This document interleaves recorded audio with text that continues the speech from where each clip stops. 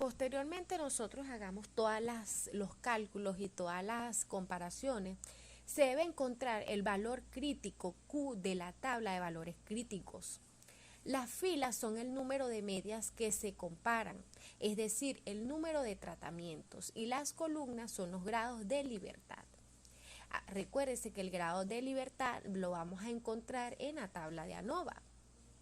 Se compara el valor calculado de Q, que se calculó en el paso 2, con el valor calculado de la tabla paso 3.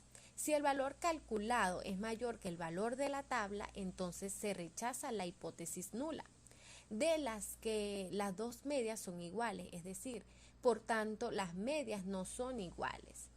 Si el valor calculado es menor que el valor de la tabla, entonces la hipótesis nula es que las dos medias son iguales.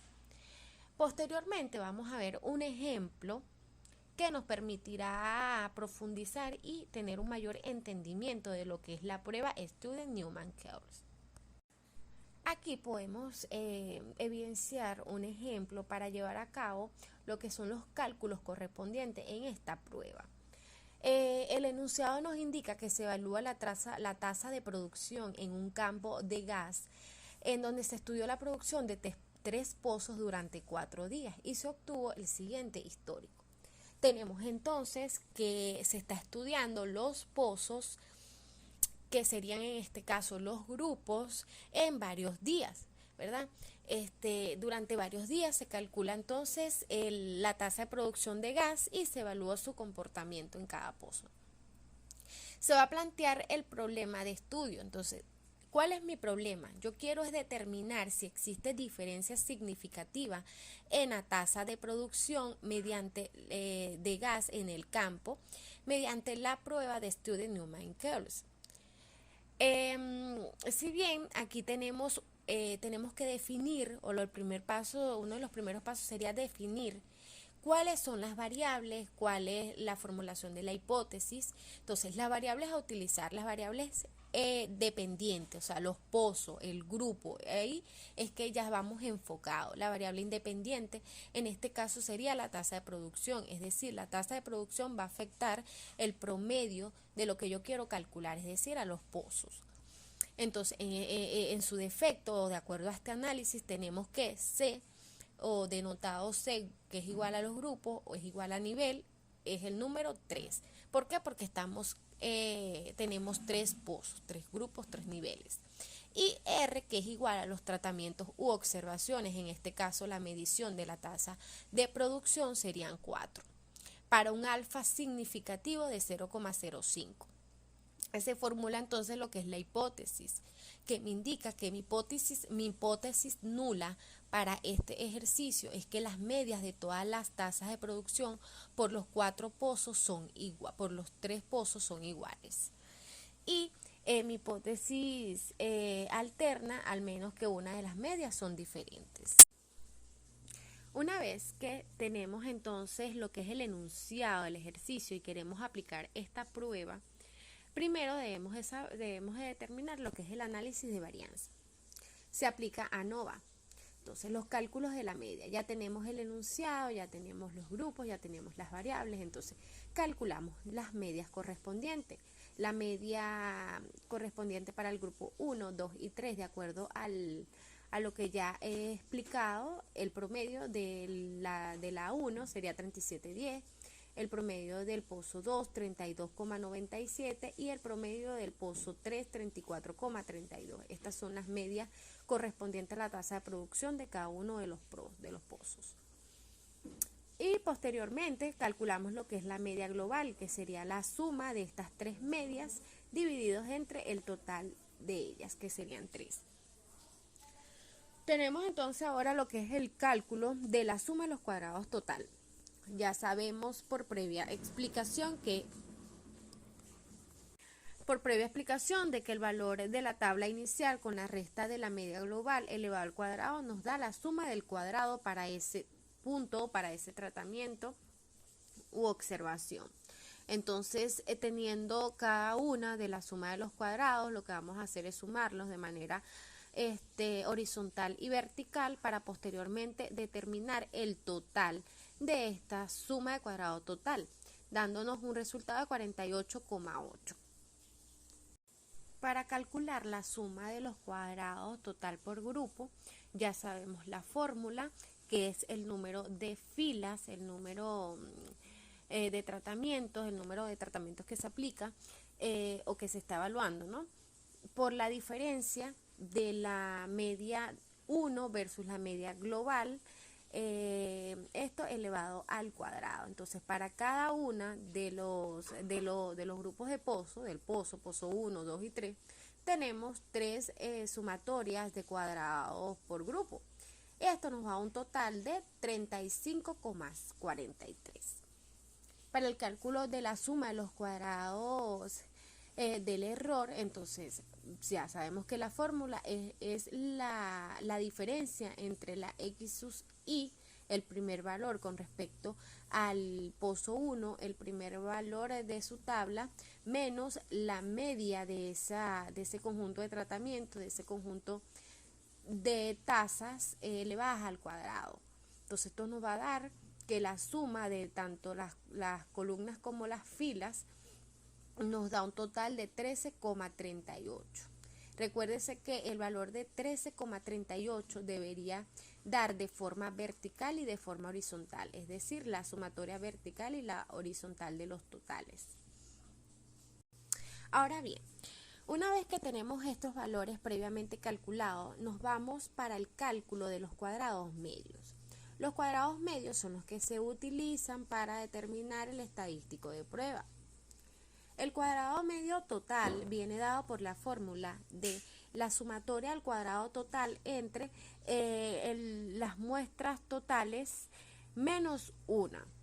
Si bien tenemos que saber que el denominador de esta razón está dado por el grado de libertad total. O sea, aquí tenemos las fórmulas para los grados de libertad para cada uno de los rangos, es decir, de los factores del error y el total.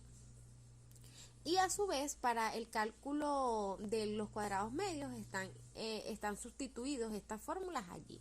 Entonces, para un mejor entendimiento, tenemos que, por ejemplo, en el caso del cuadrado medio total, la fórmula de grado de libertad nos indica que el total de las muestras sería la multiplicación de los grupos por las filas, ¿no? Las columnas por las filas. Entonces tenemos cuatro filas y 3 columnas, lo que da un total de 12. Es decir, que el grado de libertad para el total sería 12 menos 1, 11. Entonces, teniendo en cuenta de que teniendo los valores de la suma de los cuadrados total dividido entre 11, que es el grado de libertad total, nos va a dar un valor o un cálculo de el cuadrado medio total de 4,44.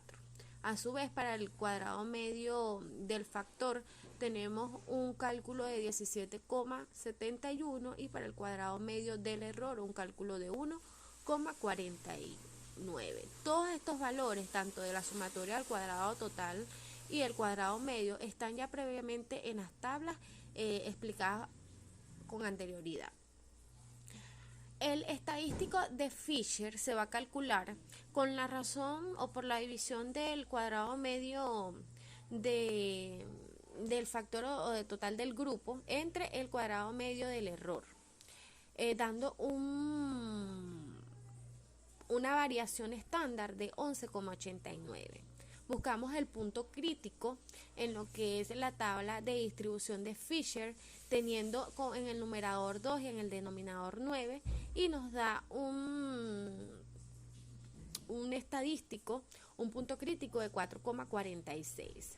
Al relacionar, al asociar estos dos valores, estos dos estadísticos de Fisher, entonces nos damos cuenta que el estadístico de prueba es mayor al punto crítico. Entonces la hipótesis nula es rechazada y se procede a aplicar la prueba de Student-Newman-Nichols. Una vez que se aplica NOVA y se obtiene la tabla de análisis de varianza, entonces se va a comenzar a analizar esta tabla para sacar de allí los valores que vamos a necesitar al momento de llevar a cabo esta prueba. Entonces, Tenemos el origen de las variaciones. Entre varianza se refiere a las variaciones entre los grupos, es decir, el CMRT, denotado de esa forma en este ejemplo. El error experimental intravarianza, que es el SMR, SM error, ¿no? El cuadrado medio del error, y el total. Tenemos lo que son las SC, los grados de libertad, los cuadrados medios, la F calculada y la F crítica. Entonces, dentro de toda esta tabla generalmente siempre vamos a necesitar son los grados de libertad y los cuadrados medios, que se refieren a entre varianza y el cuadrado medio del error. Entonces, estamos listos para comenzar con lo que es el estudio de esta prueba. Primero, teniendo todas las medias del grupo 1, del 2 y del 3, del pozo 1, 2 y 3, las vamos a empezar a ordenar de forma descendiente, es decir, de mayor a menor. Entonces, para la media 1, que es la mayor, tenemos 37,10. Para la media 2, en este caso en orden descendente, sería la 34,2. Y la media 3, para el orden descendente sería 32,98. Aquí la podemos entonces evidenciar, orden normal y orden descendente. Entonces se tiene que establecer la hipótesis. La hipótesis me dice que la media 1, la media 2 y la media 3 son iguales. Continuamos con el ejercicio. Aquí comenzamos entonces con lo que es la asociación entre las medias. Si bien tenemos que se van a comparar la media más grande con la media más pequeña, luego la media más grande con la segunda más pequeña y luego la media más grande con la segunda más grande. Entonces, esto es un ejercicio bastante sencillo, de poca amplitud, por decirlo así, en cuanto al tamaño muestral, pero pueden haber muchos más en donde hay que tener mucho más cuidado, porque puede tender a la confusión. Aquí ya tenemos de la siguiente forma la asociación de las medias. La media más grande con la media más pequeña, la media más grande con la segunda más pequeña y la segunda más grande con la más pequeña. El cuadro de rangos múltiples elaborados nos quedaría de la siguiente forma. Dentro de este cuadro se sacan unos cálculos de diferencias. Estos cálculos de diferencias vienen dados por la asociación. Primero, lo que hay que hacer es ordenar las medias de forma ascendente cuando hablamos de la tabla horizontal, en la parte horizontal, y de manera descendente cuando vemos lo que son la parte vertical, ¿no? Allí se ve reflejado claramente ascendente 32, 90, 32, 34, 37. En descendente 37, 34, 32. Este es el orden en que deberían ordenarse siempre para el cálculo en el cuadro de rangos múltiples. Si bien, si notamos, si somos bastante detallistas, se van a colocar los nombres al lado de las medias correspondientes. O sea, es decir, por ejemplo, la media 1 es la 37,1, la media 3 es la 34,32 y así. Cuando hablamos de columnas como filas, se van a colocar entonces los nombres al ladito de los números. Esto para confirmar que la relación o asociación previamente establecida está de manera, va bien, está de la manera correcta. Es decir, que aquí, por ejemplo, estamos asociando la media 1 con la media 2. Y lo podemos evidenciar en la parte aquí donde asociamos, que decía que media 1 versus media 2. En la tabla también se ve reflejado esa asociación. A eso es lo que quiero llegar. Una vez que se ve reflejado, que se compruebe que todas las asociaciones están de la manera en que deberían estar, se comienza a sacar la diferencia entre las medias que están en dicha comparación. Entonces sería la resta de la media 1, la mayor, medio la media 2. Y así para la segunda y la tercera en este caso. ¿De dónde salen los números azules que podemos evidenciar al lado de las diferencias resultadas de cada media? Esos números azules nos indican el número de niveles con que se están trabajando. Es decir, nosotros tenemos 3 grupos y generalmente cuando tenemos 3 grupos se va a trabajar es con este tipo de cuadro de rangos múltiples, es decir, donde nos da para la primera asociación 3, la segunda 2, luego se va a colocar un valor de 2.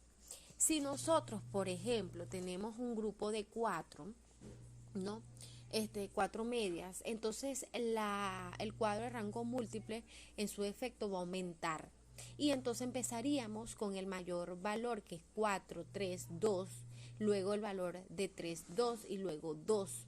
O sea, estos son niveles de media y siempre van a variar de acuerdo al tamaño de al tamaño de lo que estamos buscando, trabajando, de las medias que se están verificando en el experimento. Estos números también nos dan la facilidad o nos permiten saber con qué valor del estadístico Newman-Q vamos a comparar esa diferencia. Entonces, bien, aquí tenemos que para la media 1, media 2, o sea, la diferencia de esta se va a comparar con el Newman Q3. Entonces, para la diferencia entre la media 3 y media 2, esta diferencia se va a comparar con el Newman Q2. Y así sucesivamente, en dado caso, los tamaños aumenten, los niveles aumenten. El comparador de Newman-Q se calcula, es para nosotros determinar con quién vamos a confirmar o no la hipótesis que estamos estableciendo en la prueba de Student, Newman y Course. Este comparador se calcula mediante la multiplicación del valor obtenido en la tabla 7 de Montgomery y el error estándar de las medias. Este valor Q viene dado por el nivel de significancia, por el número de medias, es decir, por el número que está al lado, el que le acabo de decir que estaba en color azul, y el grado de libertad del error o el error experimental, que viene dado por la tabla de ANOVA. Primero hay que hallar Q en la tabla de Montgomery. La tabla de ANOVA arrojó un grado de libertad en este ejercicio de error de 9, por lo cual con este número vamos a entrar en la tabla y buscamos este valor. Con el grado de libertad de 9 tenemos un valor de Q para las medias correspondientes a 3 y 2. Entonces, para el valor de la media de 3 se tiene un rango de Q de 3,95. Y para la media de 2, con el grado de libertad 9, por supuesto, ambas comparadas con este grado de libertad, Q es de 3,20. Una vez obtenido el valor de Q, falta entonces calcular el otro término de la ecuación, el cual es la desviación estándar. Se dice que la desviación estándar es la raíz cuadrada del error de la media sobre el tamaño de las muestras. El error de la media o cuadrado medio del error se localiza en la tabla de ANOVA presentada, siendo o teniendo un valor de 1,49. Y n es el tamaño de las muestras de cada grupo estudiado, de cada variable dependiente. En este ejemplo sería 4. También podríamos asociarlo con el tamaño de las filas, dando un total de desviación estándar de 0,61. En la siguiente tabla presentada podemos evidenciar los valores de Q, los valores de la desviación estándar y el comparador Newman-Q. Para el valor de Q correspondiente a la media 2, encontramos en la tabla el valor de 3,2. Y para la media 3 un valor de Q de 3,95.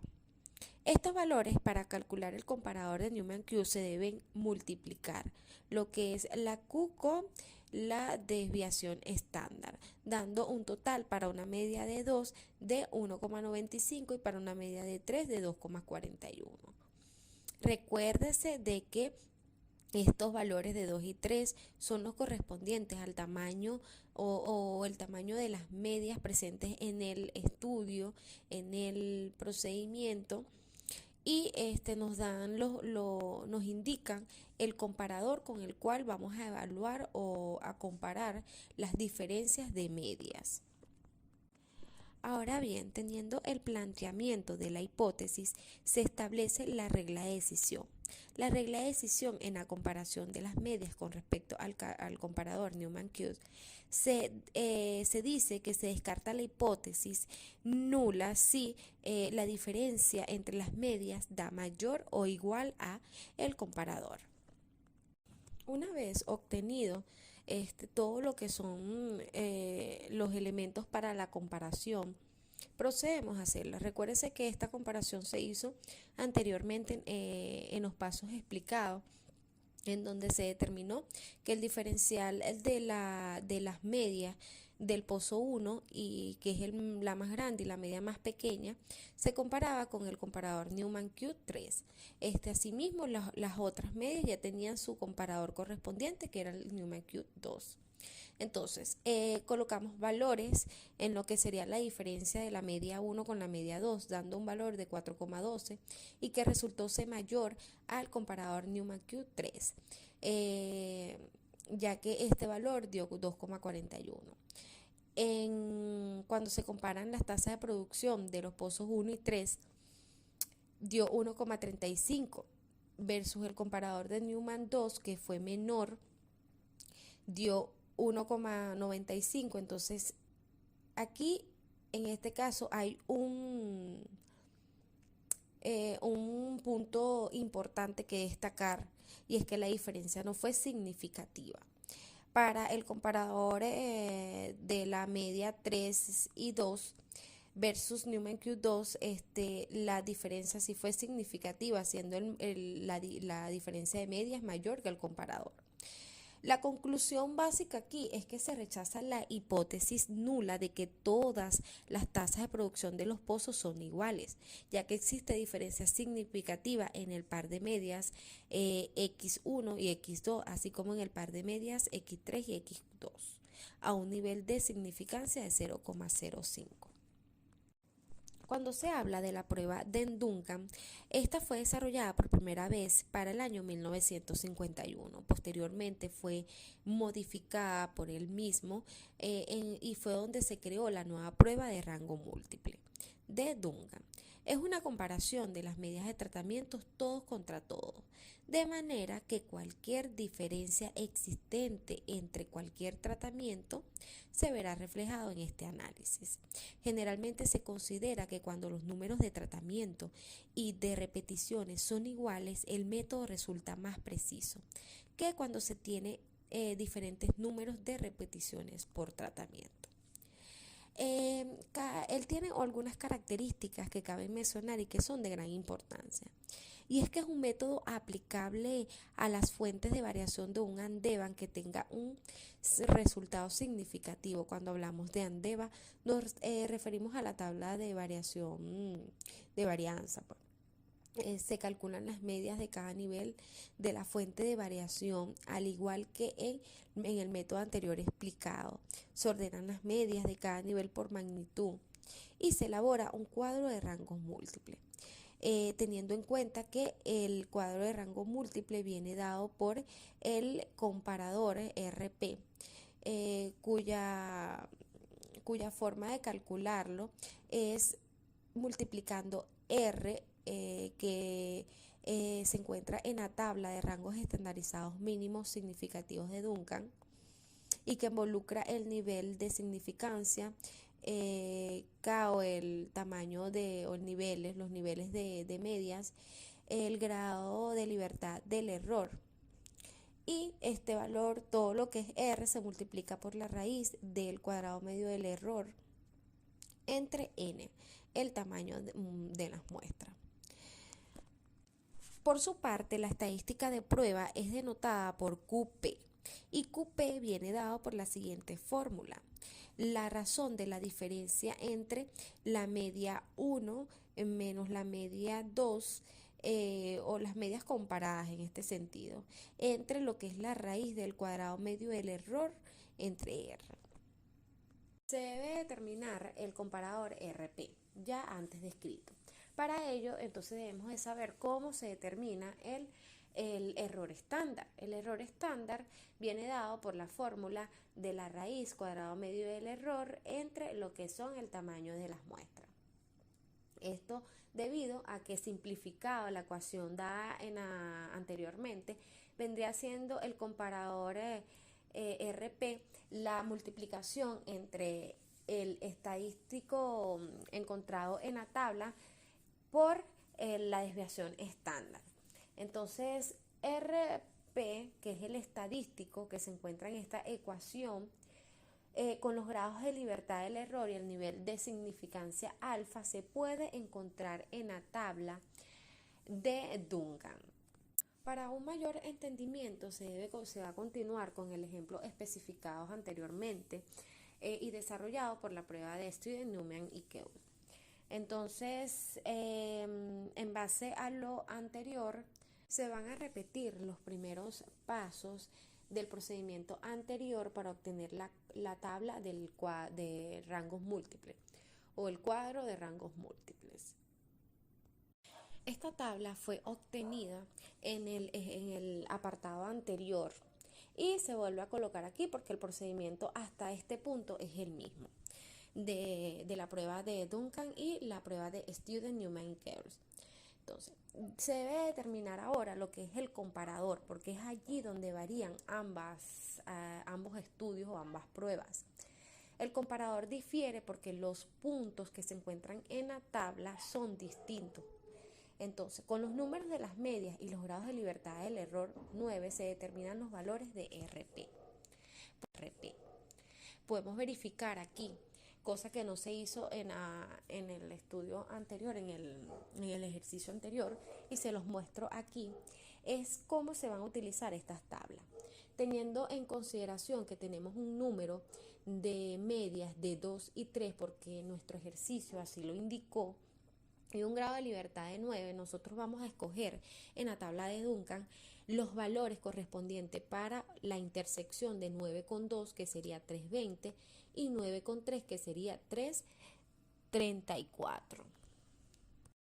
Una vez que se tiene el RP y el error estándar, entonces procedemos a calcular el comparador correspondiente a la prueba de Duncan. Este comparador, al igual que el comparador que se calcula para la prueba de Student, Newman y Keul, este comparador se calcula multiplicando RP por el error estándar. Entonces, esto nos da un valor para RP2 de 1.95 y para RP3 de 2.04.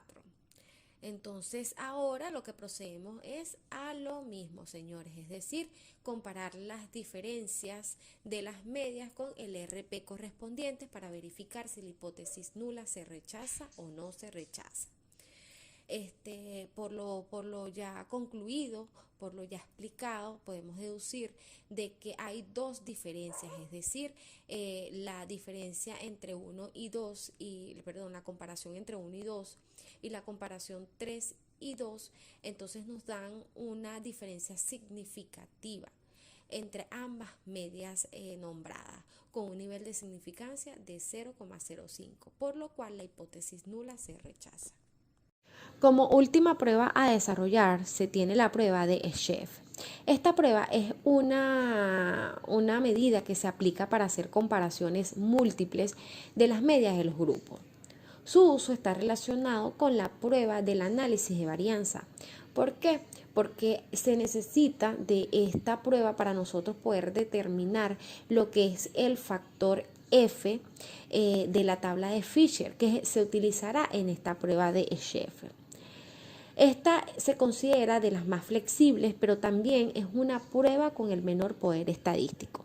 Para llevarse a cabo, se utiliza la siguiente fórmula. Valor crítico de la prueba de Esheff, que involucra la diferencia de t-1 por el valor obtenido por la F de la tabla de distribución de Fisher. Este valor crítico de la prueba se va a comparar con todas las F sub S que se calculen de cada una de las medias. Y viene dado el cálculo de F sub S por la siguiente ecuación: la diferencia de las medias en estudio sobre el cuadrado medio del error multiplicado por 1 sobre el tamaño de los grupos tratados entre las medias, pues. Es decir, que N sub I pertenece al tamaño de la media 1 y N sub J, que se ve reflejado en la ecuación, pertenece al tamaño de la media 2, o sea, las medias comparadas. Una vez que se establece la comparación, es decir, que se puede determinar cada una de estas F sub S, se va a establecer la comparación con la F del punto crítico. Entonces, si la F sub S de cada media da mayor a la F sub del punto crítico, entonces se va a rechazar la hipótesis nula. Para ejemplificar lo anteriormente dicho, se va a utilizar los datos del ejercicio en desarrollo durante las 3 pruebas.